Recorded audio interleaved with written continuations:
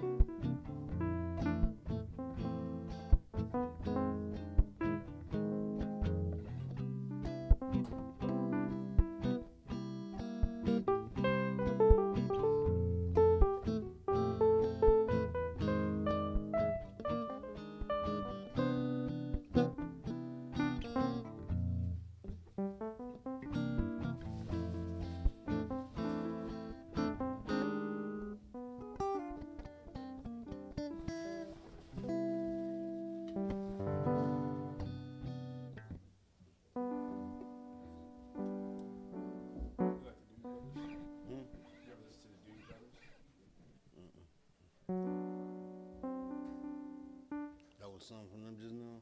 Yeah. I like them chords though. I just don't be figuring out what to put to them. I can play like a little scat, piano, but trying to find the chords. Yeah, that's minute by minute. Minute by minute. I'm about to listen to it.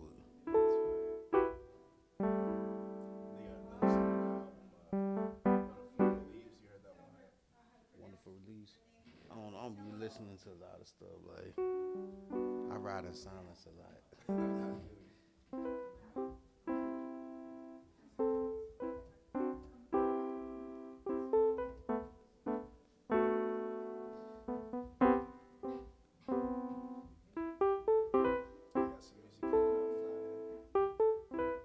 You said Friday? You? Or, okay. You on guitar or? Yeah, I sing and produce. Okay. Where you recording? Okay. On Pro Tools? Logic. Logic straight. I manage a studio. Oh, really? Everything in One Studios. Okay. Where's that at? On the east side, off of Windows.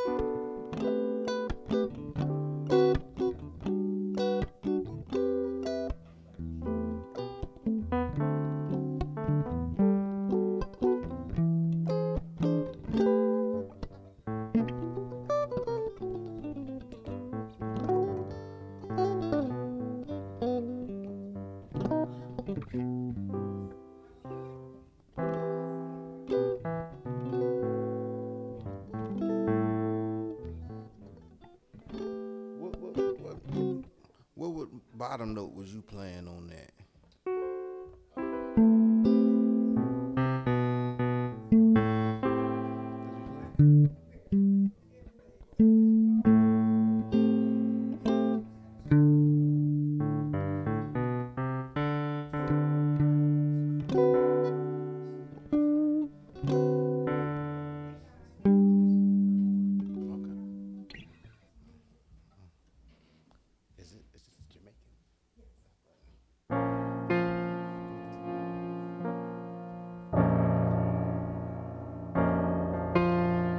Testing, testing. Yes, yes, yes. Are we live? Fantastic. Hello, hello, hello, hello, Awakening. Welcome, welcome, welcome, welcome here in the building. Welcome to those of you who are online. We are excited about today. It is pretty here in Charlotte, and we are glad to be here. We ask you to silence your phones if you're in the building, silence your phones if you're at home watching, so that we can all be present together.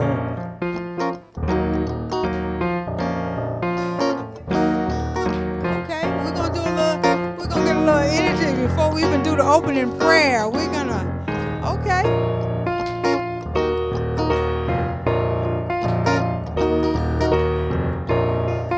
We have live musicians today, and we're excited about it. And we're speaking it into existence that we're going to have live musicians every Sunday. Yes. I love this right here, though. This is for me. Yes, yes, yes. Thank you, thank you, thank you. That feels good. That feels good. That feels good. Love that energy. And now, if you would, for those of you who just entering, phones on silence, please, if you would take a moment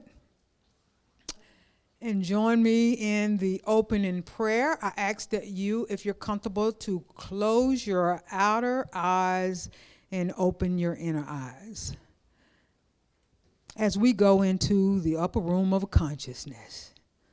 Take a deep breath in. Let it out. Take another conscious breath in. And let the conscious breath out. One more time. Love in. As we breathe love out. Thank you, thank you, thank you. And in this sacred space, I know and I acknowledge that there is only one power, one source, one divine creator, infinite wisdom and infinite intelligence. There is only one. We may call it by many names. There are many paths, but there's still only one. I acknowledge it today as God. I also sometimes say Mother, Father, God, because that's what it is to me on any occasion. A protector, a provider, a nourisher. And I know that I am one with that one. That is all power, all knowing. It is healing itself. God is abundant itself. Therefore, I am. And I am one with it, and you are one with it. I know that today. I know that standing here. Therefore, God is healing. I'm healing. I am actually healing, and I have healing itself. You are healing. You are abundant. You are blessed. You are powerful. That which God is in the large, we are in the small. And I rest in that, knowing assured that this service is blessed, that you are being reminded of who you are and whose you are and what you are. You're being reminded of the truth. And then you're being reminded of that as I pray this prayer. You will be reminded of that as the music plays by the musicians, the anointed musicians. You will be reminded of that as every word is spoken every announcement, everything is said, every smile given, every hug that you may receive. You also will be reminded of that by the message that will be given today. And that I am sure of, that you will be reminded of just who you are and how that manifests and how God shows up within you as you through you. And that I rest and I release this prayer, knowing that it is already done. It is already so. Amen. Ashe. And so it is. And so it is. Okay, at this time, it is time for us to meet and greet, stand and meet and greet. And we're going to do it to a new little rhythm, new little song, I think. Thank you, Minister Frankie. Welcome, Awaken. Those of you online, you're not here by accident. We love that you are in the building with us. Welcome to Awaken Spiritual Community.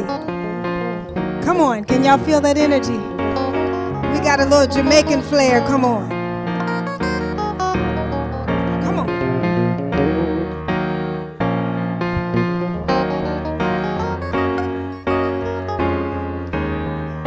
One love, one life, one light, shining brightly. One love, one life, one light, shining brightly. One love, come on. One life, one light, we're shining brightly. One love, one life, one light, shining brightly. One love, come on, Awaken. One life, one light, we're shining brightly. One love, I need you to feel it. One life, one light, shining brightly. One love, one life, one light, shining brightly. Yes, yes, yes. Thank you, Julian. Thank you, Corey. Let's give them some energy. We're so grateful to have them present with us today. Minister Frankie, don't go too far. We were doing our meet and greet. It felt good in here in the room. Come on back up. Are you all excited about today? A brand new baby day. I'm still saying it's a baby day. All right. Thank you. All right. In case you wasn't here earlier and missed the number, if you want to stay connected with the Awaken Spiritual Community, please text this. Please text the word love to 844-992-3033. Again, to stay connected, to get announcements and affirmations, please text the word love to 844-992-3033. Next are now mission and vision. There you go. And if you would join me in saying our vision statement, please. We are a global community that recognizes, honors, and nurtures the dignity and uniqueness of all people and the oneness of creation. Yes, breathe that in. And our mission, how we get to that, and what we practice on a daily basis. We connect through the energy of love and kindness, spiritual practice, and sacred service. Yes, yes. We had the opportunity to honor and acknowledge our volunteers last week, which was a wonderful service, and it was a wonderful gesture. I personally appreciated it. Well, this is a big announcement. Loving this class, Spiritual Economics Prosperity class. And I even have my book today. So This class is supposed to been 8 weeks. I think we're on like week number 9 now, and yeah, 9 or 10. It's gonna be at least this week and the next week we will be doing this class. It starts at 6:30 to 8:30, but there's something special. Minister Shar and I and a few we talked about it, we discussed it, and we've decided that this week's topic is, we're on chapter 11, and it is a new look at tithing. And what we like to do is open it up for everyone to come. We want to encourage everyone to come to this class. Not necessarily because we want you to start tithing, but it's so rich, y'all. Let me tell you, I am so excited. I'm so excited about the book in general. But this particular chapter, I've read it. I have it on audio. I've listened to it a couple of times.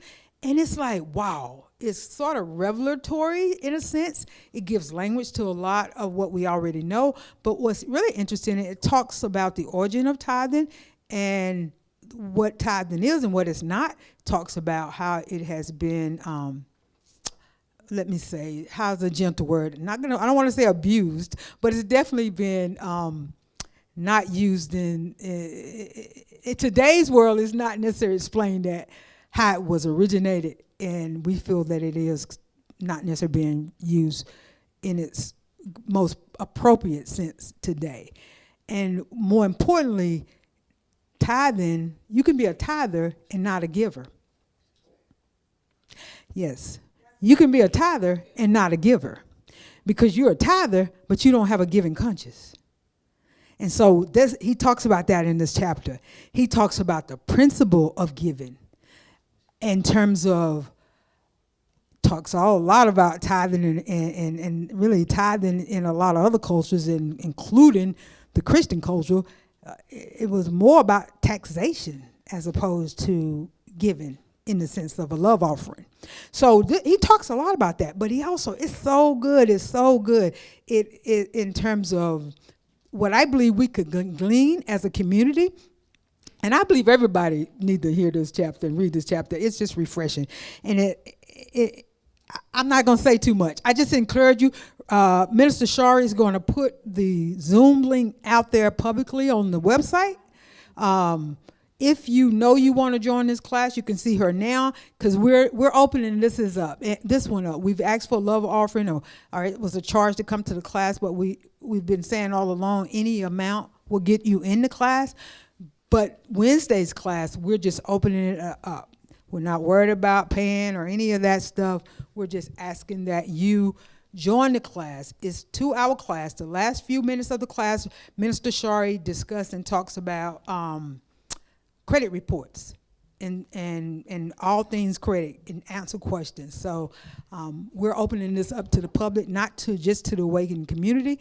If you know someone who could use this, benefit from this, and get a new look, because that's the name of the chapter, a new look at tithing. And I'm excited about it. I encourage you to come. I guarantee you will leave this class excited in more ways than one. And so that's enough of my spiel. So I'm like, I could go on and on, and I'm not going to do that. So next announcements, please. I just wanted to share a little bit. Okay. For a second. The reason why this is so exciting for me to watch and observe is for someone who's maybe had a different outlook of what tithing or giving was, and to hear and see the epiphany, it's the shift in consciousness to a different or higher level, because always a giver or always a tither, but then you're just like, oh, there's something more. So today is going to be so rich because we're going to be getting a little bit more on so many things. So you all stay tuned. Those of you out there, they say like, tag, share, bring somebody in the room because you don't want to miss today. All right. And Wednesday. Yes, Wednesday night. Yeah, Wednesday night when the class, you don't want to miss that. You don't miss today. The service is going to be great, but Wednesday's class on tithing is going to be great. Yes, I'm excited about it. So next announcement. Food resources. If you or anyone you know is in need of any food resources of any type of nourishment, no shame in your game. Please let us know. You can go to awakeningcarolina.org and fill out the form. We have connections with a couple food resources here in Mecklenburg County. So just know that it's there for you if you or anyone you know is in need. If you are in need of affirmative prayer, we will know the truth with you and for you. Today, our practitioner is Minister Shari. So you get the pleasure. She will be in the Lighthouse after service. If you would like her to agree with you on something, stand with you, know something with you and for you, she will be in the Lighthouse after service to pray with you. Also, we offer prayer throughout the week. If you have a prayer request during the week, please email it to prayer@awakeningcarolina.org. Again, that is the email your prayer request to prayer@awakeningcarolina.org. And someone would definitely look at that prayer request and be in prayer with you and for you. Many hands make light work. Of course, this is always, we welcome your skills, your talents, and your just willingness. If you have a willing heart to help out in any way, we welcome that. Please let one of the board members know, Minister Shari. You can let myself know in any way that you would like to help. If you'd like to do what I'm doing now, just let us know. And we definitely could always need, I'm not even going to say need, we welcome, and we are knowing that we have more people that are stepping up to the plate and volunteering for AV, audiovisual, musicians, singers, planners, event planners. We know that you guys are out there and wanting to help and wanting to put your skills and talent somewhere, and we welcome it. 7300 Mallet Creek Road. We're here every Sunday.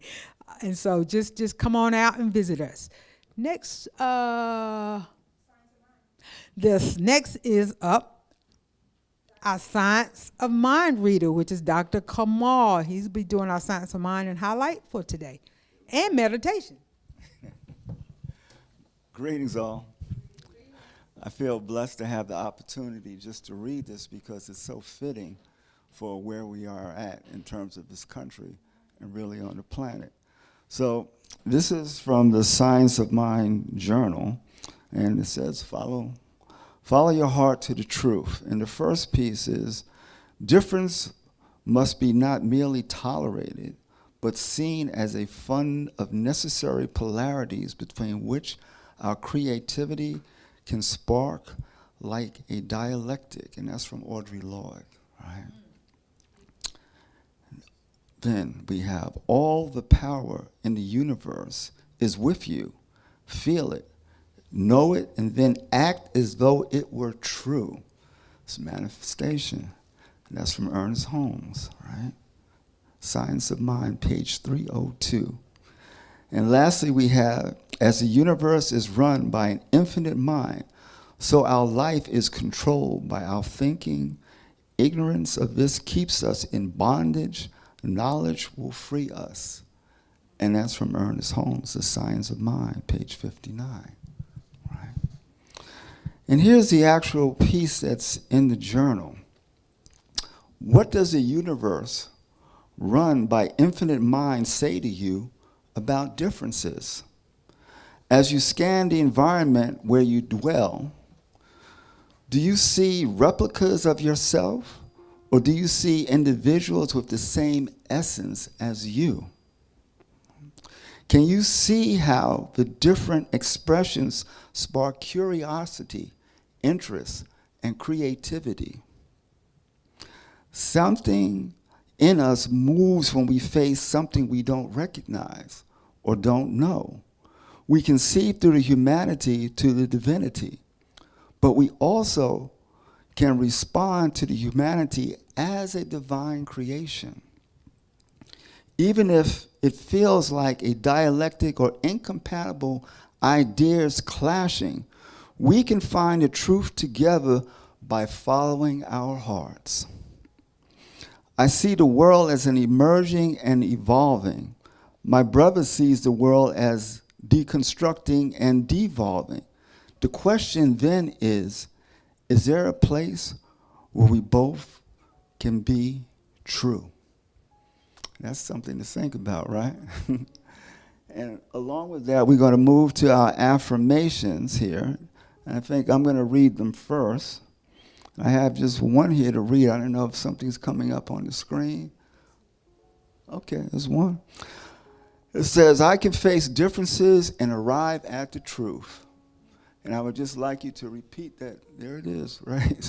Let's say that together. I can face differences and arrive at the truth. All right. And I think that's the science of mind for today. And I'm going to speak a little bit. I'm going to highlight something really relevant to this, right? So I've been a medical practitioner in practice for 43 years, right? Many of you know I went to Yale Medical School, but I immediately realized there was a profound limitation in what I was being shown, what I was being led to believe about the world, about our bodies, about the universe, and how things work. So I have spent my entire practice cultivating different skills, right? Cultivating different skills that I know and feel can make a difference.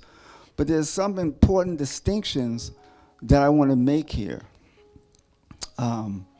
They're different. At some point, I had to look at, wait a second, we got all these people practicing.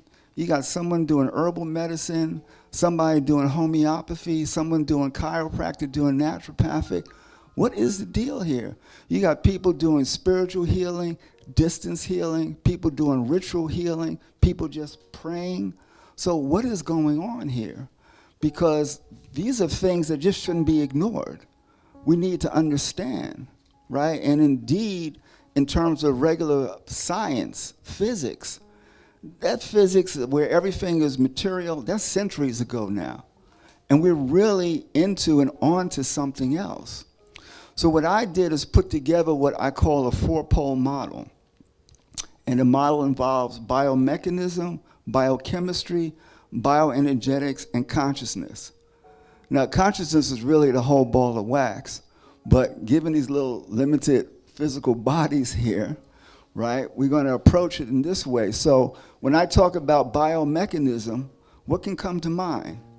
Everything from massage therapy to chiropractics, right, to surgery, right, osteopathic medicine, all of that. Myofascial work, craniosacral therapy. It goes on and on because the creativity of people working at that level continues to expand and grow. So there are even more things than what I've said. Now, on the biochemical level, we've been put in a whole trick bag with the whole petroleum industry going back to the Flexner Report in 1910 and what happened to medical education being sabotaged by the notion of science, the notion, right? Not that there aren't scientific principles, but what we've looked at in terms of science that relates to the body is a very limited thing. Now, I actually wrote my thesis on physics and medicine, and it was well documented that acupuncture points are points of least electrical resistance on the body's surface. But hey, I jumped to energy. Let me back up to the chemical part, right? Because within that, what else can we do beside drugs? I mean, cultures around the world have documented all kinds of things, right? I mean, all kinds of things. And yet, I can go to index, I can say, ChatGPT, how many articles are there on curcumin, right? And its use for cancer, documentation. Hundreds of articles will come up. But do you actually expect to hear about that from your oncologist? So what's happened is, if you think about cancer, cancer is basically the 3D mind and reality out of control. Because that 3D mind has created all kind of illusions, toxicities, and things, thinking it's doing good, but at the same time creating a mess because the consciousness isn't vibrating at a high enough level to perceive the truth and what needs to be done to keep things in balance. It's a limitation, right? Your body is bioenergetic. There's thousands of chemicals that happen a second. That's energy. That's like when someone's a piano virtuoso, they're not reading notes. Energy just flows. And it's the same way in the human body until we do what? Until we mess it up with all kinds of things. And then there's the whole bioenergetic piece. I mean, you got people doing Reiki, pranic healing, Qigong, laying on of hands. That's real. Maybe your 3D senses can't pick it up, but if you, and we're going to get into the consciousness piece, especially as we go into meditation, if you slow yourself down, if you allow yourself just to be still, you'll be able to actually receive and pick up that energy, right? I mean, we've heard of placebo effect, right? Well, it's basically consciousness at work. Now, a lot of times we do things where we're working on each other and we say, take this or take that. You know what? You get better not because you took what your friend said, but because you believe, right? Because there's an intention. There's an intention there to actually have a person heal. Why aren't we using that? So when I handed out in my practice, right? Oh, I should get to the last piece, consciousness, right? What is the greatest gift that I can bring you, right? As a healer, as a practitioner. Reverend Sherry sent me this song over the weekend. I forgot the brother that was here, that Watkins, right? And it's like, God is whatever place we are is where God shows up. So I need to show up as that. I need to show up as my best version, as my imitation, no, my best version, excuse me, right? You know, because then what I'm doing is allowing myself to tap into a consciousness that I can then figure out. So this is why I call it the third opinion. I can figure out, well, no, you don't need this drug, or you don't need a variation on this procedure. Let's look at this over here, okay? So I'm going to stop there, but there's all kind of information that's there about protocols, because I've been running meditation weekly, bi-weekly sessions for about the last 7 years. And they're usually an hour, but I'm going to do this in just a few minutes, right? Because I just want to get everybody into a zone, because we have a retreat later with Reverend Ned speaking to us and really highlighting some of the truths in the high science of mind. But everything does come back to this heart. There's so much heart disease. Heart's still the number one taker of these human vehicles. Why? Because forget about the cholesterol piece, but the heart is that portal. That vibration that comes in at 22 days in, that links you, puts you online with the larger cosmos. And we want to resonate back with that. So here's what I want us to do, because it's just about being still. We're going to go into this meditation, right? And I don't know if you were able to put up that, maybe not. It was the YouTube, the 528 hertz frequency. Or you can just play it. Nothing to show, right? So we have different energetic stratas that we can tap into. But I want us to tap into the heart vibration, because that is where the truth is. That's where the essence that cuts through the differences, right? That's where the truth that actually reveals what's behind the physical manifestation. It's tapping into that. So when we meditate, we're tapping back into our essence. So the way that you put yourself in a state, right, so that you are being, and that you get out of that beta mind functioning where you're just all over the place, right? You slow it down to alpha and theta, right? Is breathe. And with your breathing, you want the expiration to be longer than the inspiration. And just allow that to happen for you in your own way. Expiration longer than inspiration, right? And then as you get into that flow state, right, you want to bring your awareness and your attention to your heart field, right?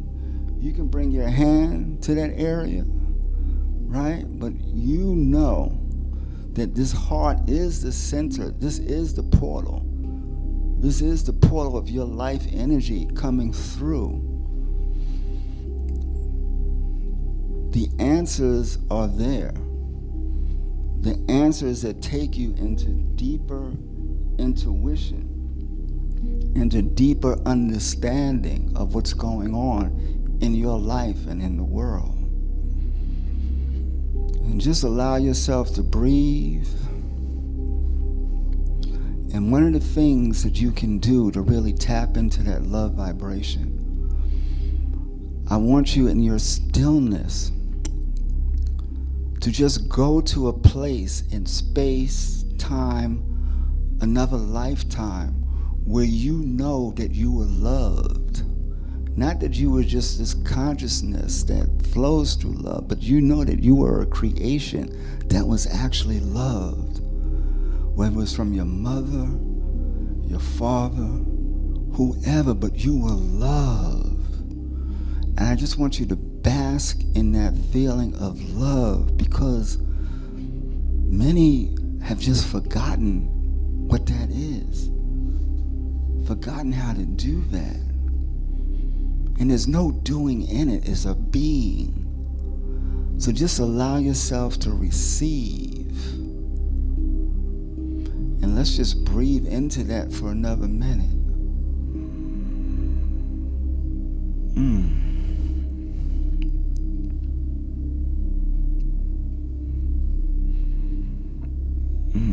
Love without seeking anything in return. Experience the truth of all of our existences.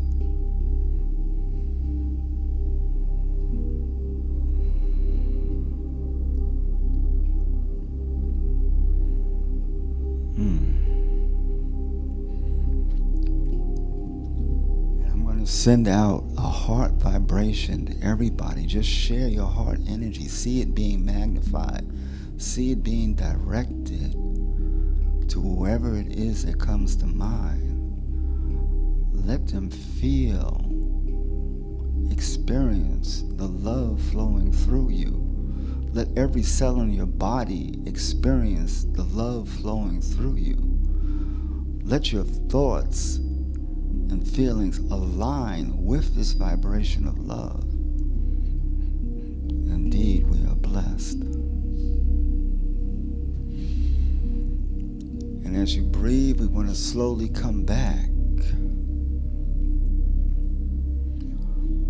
We want to come back into this three-dimensional space. You can bring the love with you. The love is still flowing through you.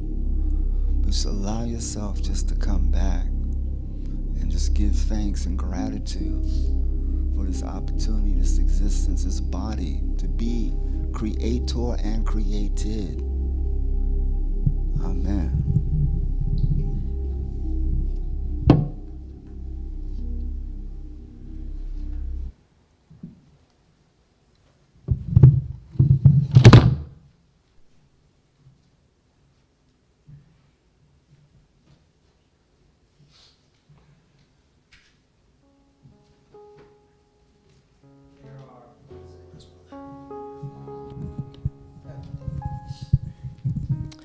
There are many flames and one light. Everything is an expression of one infinite spiritual presence, power, life, and intelligence.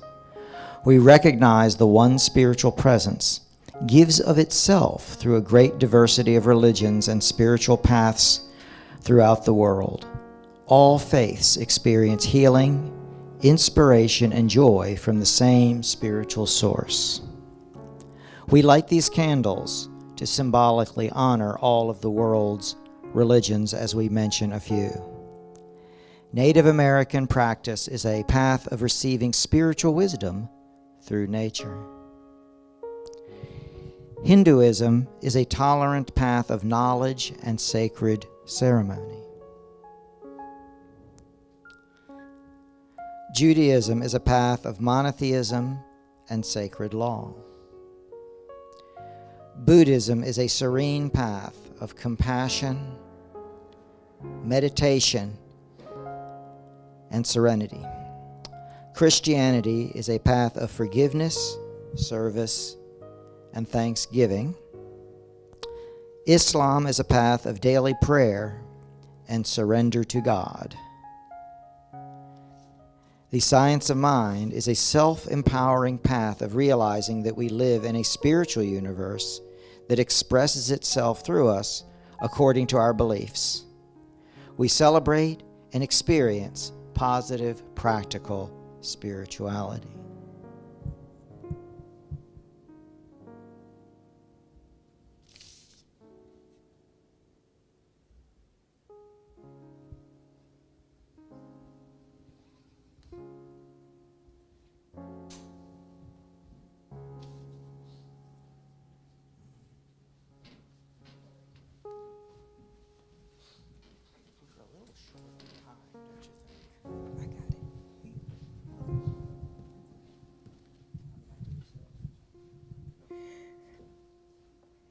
Thank you for that, Dr. Kamal and Reverend Ned. Did that feel good? And so that meditation was powerful. And to just gonna share a sweet song. And then Reverend Ned is going to complete us with our talk. And guys, if you can, gentlemen, can go on and get into the rhythm of it. But when you're hearing the words, it's saying, greater am I, but yet connecting back to the I am, knowing the revelation that when you connect with the I am, oh, what a change that comes with that. Greater I am.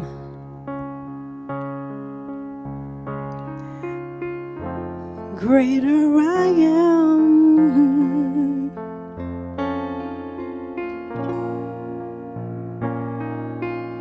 Thank you, Spirit.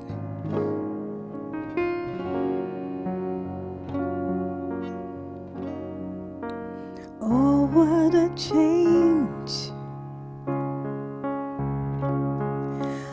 Oh, what a change in my life. Oh, what a change. Oh, what a change in my life.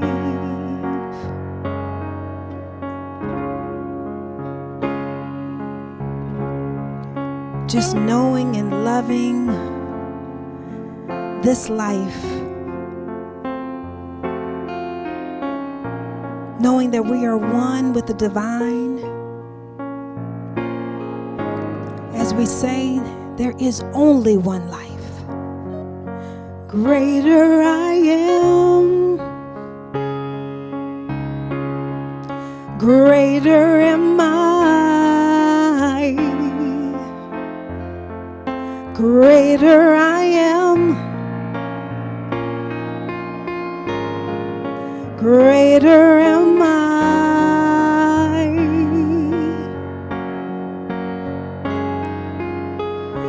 Knowing that I am the I am. And the I am is I. Oh, what a change. Thank you, Spirit. Oh, what a change. Oh, what a change in my life. Oh, what a change. Oh, what a change in my life. What a change. Just feeling your heartbeat. We're just going to let the music play and let it meditate to you, preparing the soul as soil for this deep word that's going to nestle in. Thank you, Spirit. Feeling Spirit move within this space, in this place. Knowing this word that's going to be brought forth will settle on good ground. Thank you, Spirit. Let it go. For the change. Thank you, Spirit. Oh, what a change in my life. Oh, what a change. Oh, what a change in my life. Oh, what a change. Greater am I am. Greater am I am. Greater am I am. Greater am I. Thank you, Spirit. Thank you, Awaken. Ned.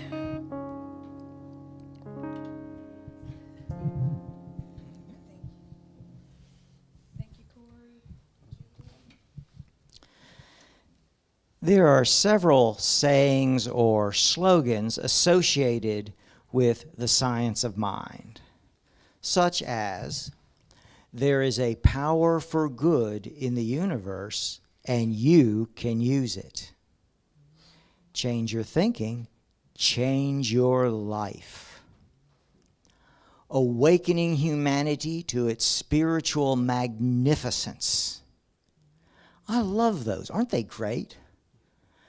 Yeah, and I heard another one that I think suits us fairly well. No rules, just right. However, we can't use it as ours, ironically, because of a rule. That is, a restaurant chain has copyrighted it. So, just in case their lawyers are watching, I want to say, enjoy a delicious meal at Outback Steakhouse. Their bloomin' onions are really good. Now that I've taken care of that, I want to say that there's a reason why no rules, just right suits us. And that is that all spiritual teachings start basically the same way. That someone has a profound, life-changing spiritual awakening, a greater sense of their oneness with infinite spiritual perfection and the wholeness of life. And the reason these people have these experiences is not because God selected them to tell us what to do. The reason they have these experiences is because they have a passionate interest in the spiritual quality of life. And they all had an open mind, a willingness to let go of any preconceived idea for a greater one, and an expectation that that openness would be met with divine inspiration and transformation. And that when these people had these experiences, they wanted to share them. And to do that, they wanted to put something into words that people could understand. And if they could do that, then they had the part that was the inner part of the spiritual teaching. However, for it to be successful, you need the outer part. And this is because all of us are on an endless, never-ending, eternal journey of awakening more and more to our oneness with spirit. However, for most of us, that's just kind of running in the background. Most of our attention, for almost all of us, is in our circumstances, what people are saying and doing and so on. So to engage this large group of people and in large numbers and across society, we need more than that. You have special buildings. There'll be clergy, ceremonies, rituals, there'll be artwork, music, holidays, celebrations, fasts, feasts, all types of things that people could engage in individually and as groups.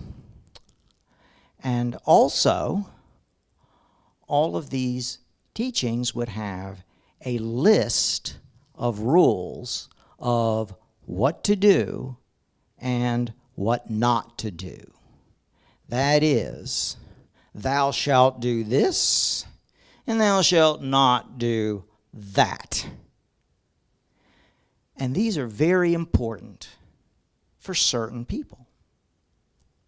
And these people, it's not that they are interested in guidance for their own behavior, but what they want is these rules for everybody else.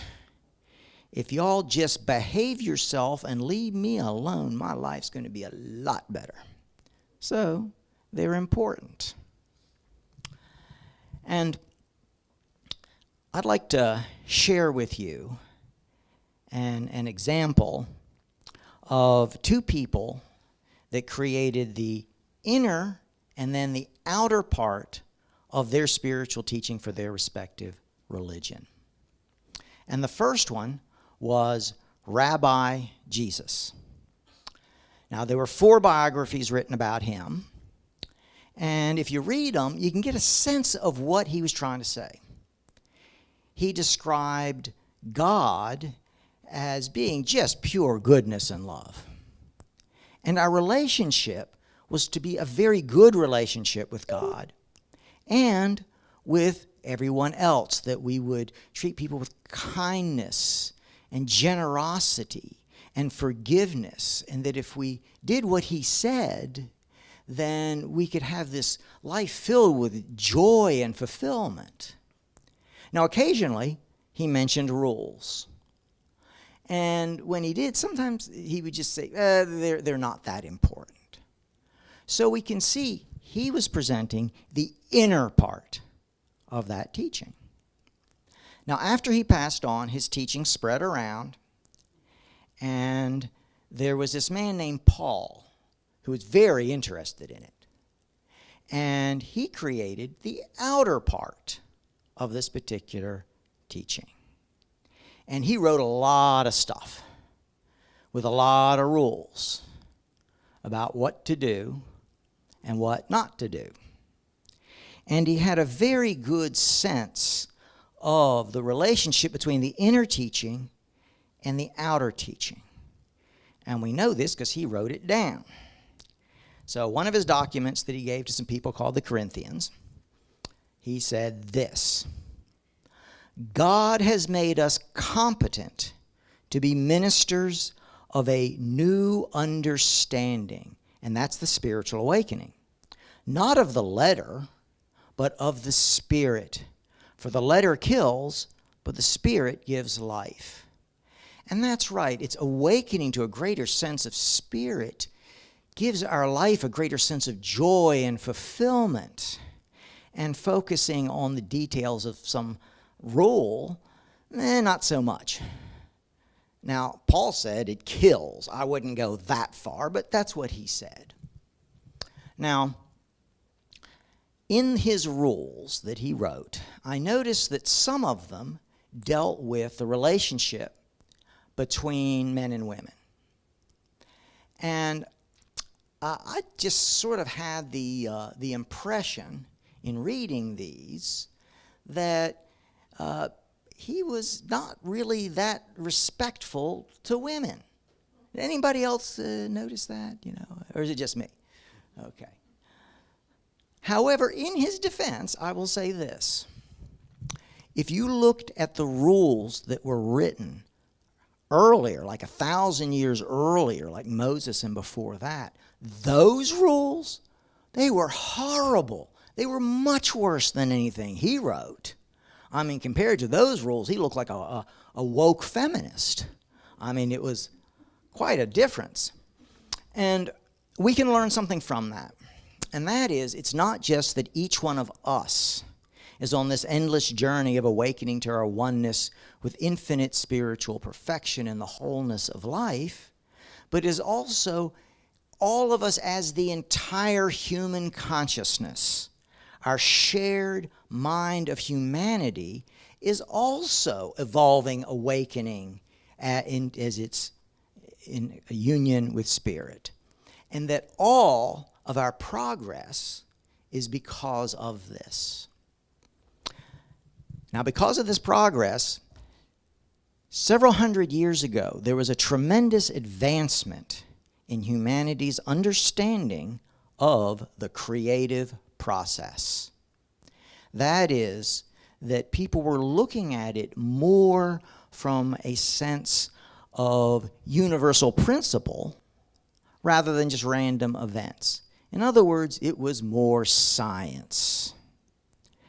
And this resulted in an improvement in our technology, which included transportation, communication, education got better.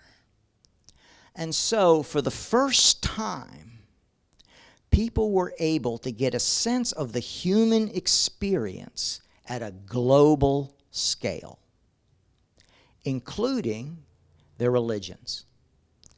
And some people noticed that the inner teaching of these various religions was fairly similar, and the outer teachings, not so much. And so a new spiritual philosophy came about called deism. That is, these people definitely believed in the deity or God, and the rest of religion, not so much. And so they were working on a spiritual awakening along those lines, and these ideas spread. And they came to the United States in the early 1800s. And here it was called transcendentalism. And there were a lot of writers and philosophers who contributed to transcendentalism's thought. The most famous of these was Ralph Waldo Emerson. And he taught that all of us have the exact same connection to what he called the oversoul. That was his word for spirit. That everyone has the ability to be inspired and transformed directly by the oversoul with no intermediary. Every single person has the exact same access to infinite good, which is the most profound idea of equality of humans that there is. He also taught that all work was sacred. All nature is sacred. And that our destiny was not determined by fate or by luck or by circumstance. That it was determined by our character and our consciousness, our beliefs that tended to affect our circumstance and determine our destiny. Now, transcendentalism as an organization did not last very long. It was just several decades, perhaps because it didn't have an outer teaching. But fortunately, the transcendentalists wrote all this stuff down, so we can read it, and their writings are still very popular. Now, when transcendentalism ended, a new spiritual philosophy came into being, and it accepted all of the transcendentalist ideas, but it added a practical application of it. That people realized, well, if everyone can connect to infinite spirit, and we can be transformed. Our character, our beliefs, our deepest beliefs can be changed. And that's what projects into our circumstance. And we can change that. Then you can use this to heal, which is what they did. They started a healing, teaching movement that was transcendentalist in its core. And this movement we now call the New Thought movement. And there are a number of teachings within New Thought.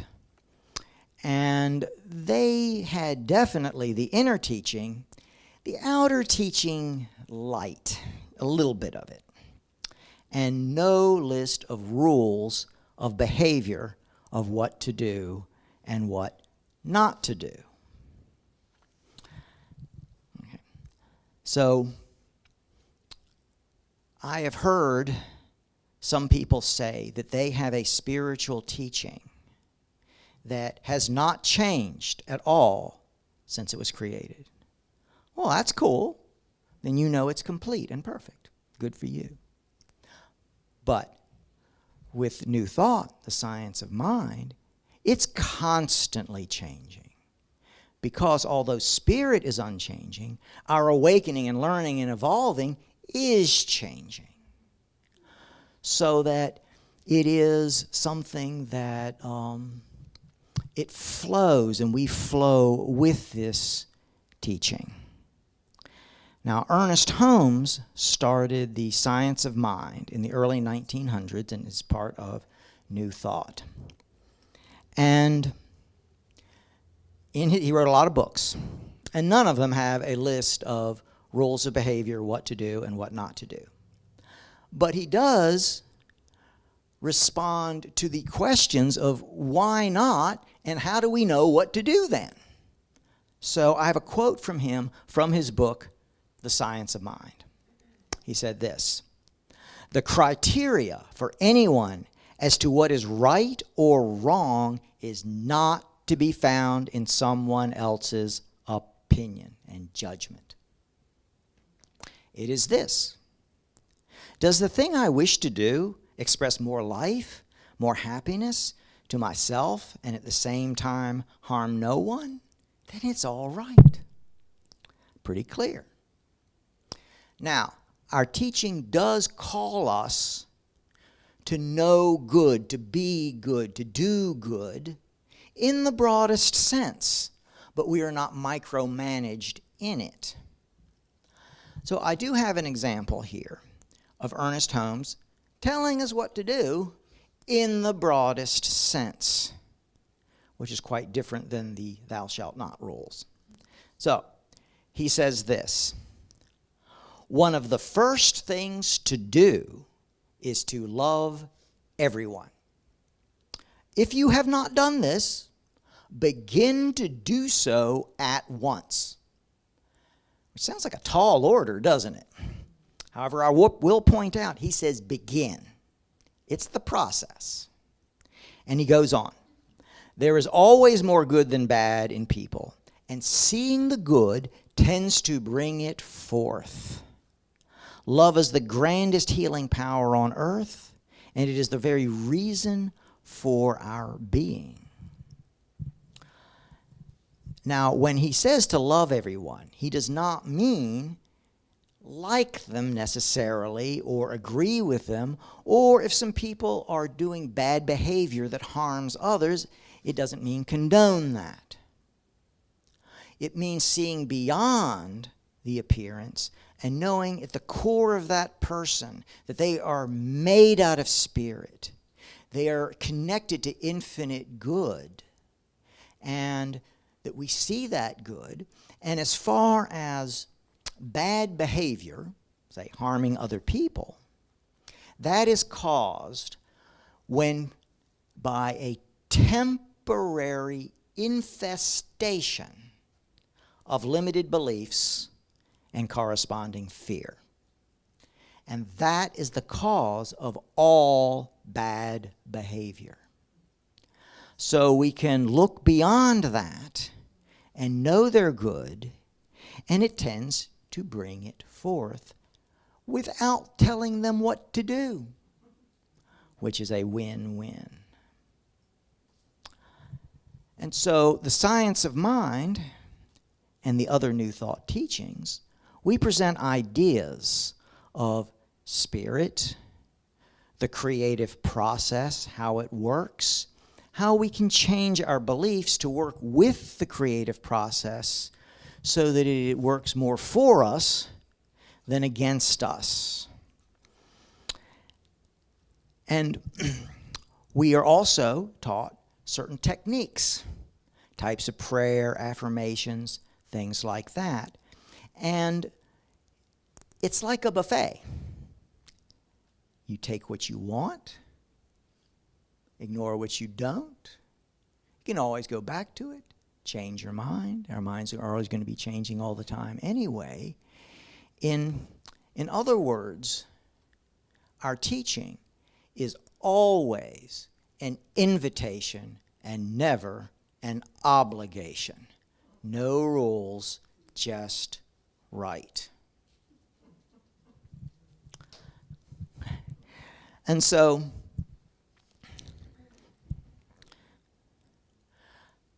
I mentioned that New Thought changes. New Thought's about 150 years old. And we've only had our own music for the last 50 years. And I say that because I remember 50 years ago when we had one song. The peace song, Let There Be Peace on Earth, Let It Begin With Me, that one. That was it. Now, a number of people would have songs from popular music, and they'd have them during the service and whatever, but for our own music, one song. And I tell you, I actually remember, just as I came into it, that we actually had hymnals with hymns in them, like in the traditional church, except they edited the lyrics to make them more positive. But just as I was coming in, those things were getting phased out, which good riddance to them. And then in the last 50 years, we have this whole genre of New Thought music. It's new. And I know a number of you have seen some of these creators of this New Thought genre. So it is something that is always moving and changing. We have the core ideas, but the application of it is very fluid. That is always an invitation, never an obligation, no rules, just right. Now, I'd like to close with a short story. One day, a woman was waiting for a bus, and the bus pulled up, door open, and she started to step up there, and she couldn't quite do it because she was wearing a very tight skirt. So she said to the bus driver, "This is kind of tight. I need to loosen it up so I can reach the steps." So she reached behind, she unzips a little bit, tries again, a little bit more, unzips a little bit more, one more time, zips again, and then she feels someone behind her just grab her, pick her up, and put her on the bus. And she turns around, and she sees this guy. And she says, "How dare you touch me like that?" He says, "I don't even know you." And he says, "Well, I'm sorry, ma'am. I just assumed, since you unzipped my pants several times, that we were friends."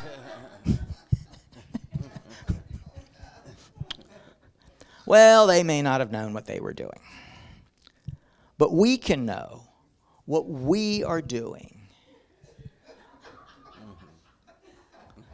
when we are open to be inspired and transformed, knowing that Spirit responds to that, and that we have for our guidance a spiritual teaching that is always an invitation and never an obligation, no rules, just right, and so it is.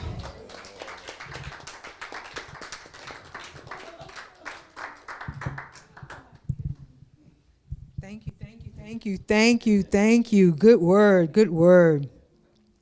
Wow, what a powerful service. All day, the whole thing, just good. So now it is time for our conscious giving. If you would be mindful, intentional. Some of you have already given. Some of you are giving online, electronically. So I will just go ahead and do the conscious giving affirmation. Divine love moving through me, blessings and multiplies all that I have, all that I give, and all that I receive. Thank you, God, for the good in my life. And if you would, they are now passing the baskets, and I'm sure that it will be online. You'll be able to see different ways that you can give.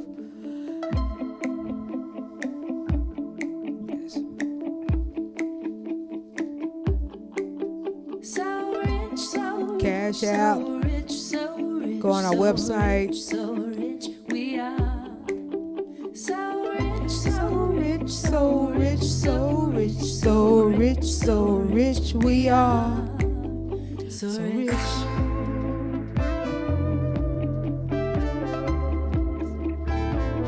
Thank you, God. Thank you for this blessing. Let it service nourish, let it do what it's gonna do.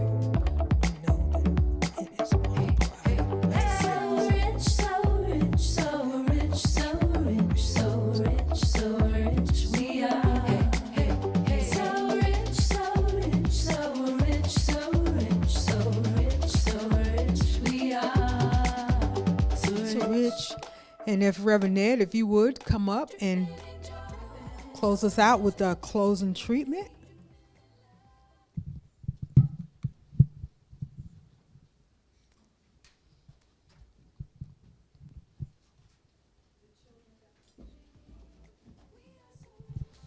Okay, we're going to do that children's affirmation.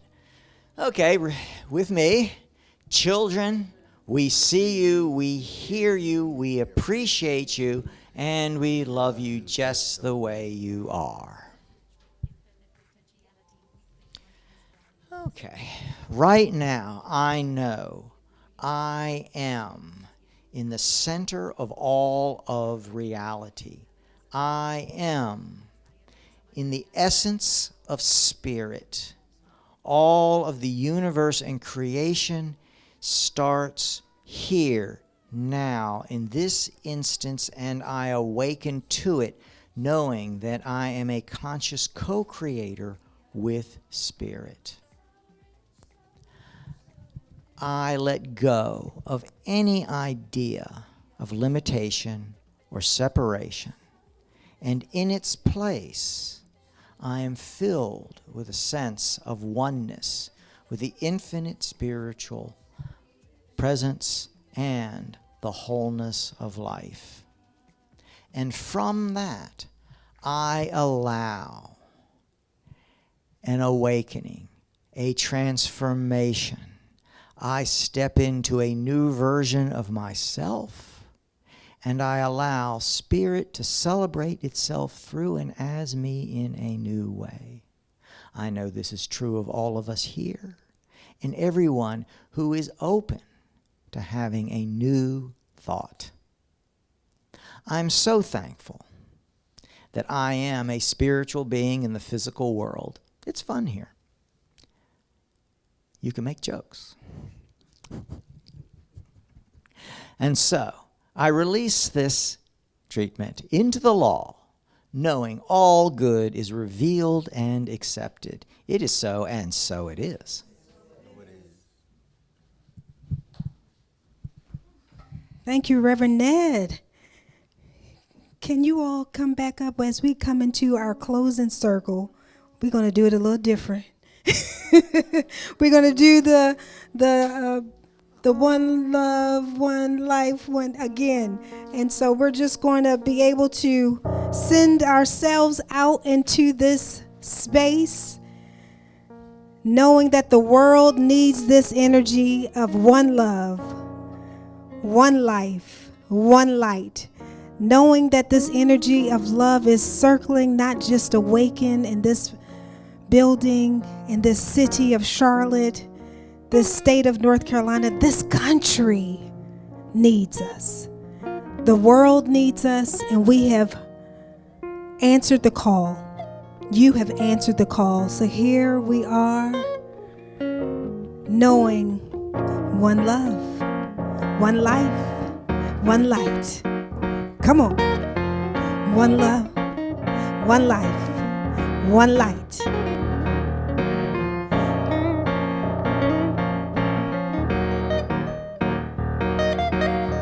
One love, one love, one life, one light, one love.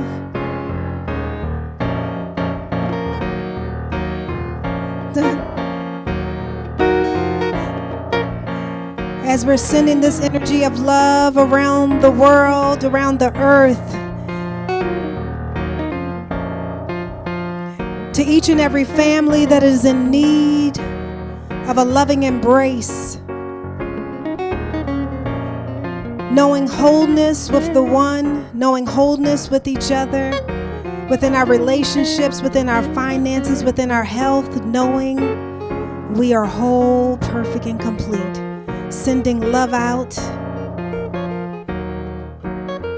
One love, one life, one love, one life, one light, shining brightly. One love, one life, one light, shining brightly. One love, one life, one light, shining brightly.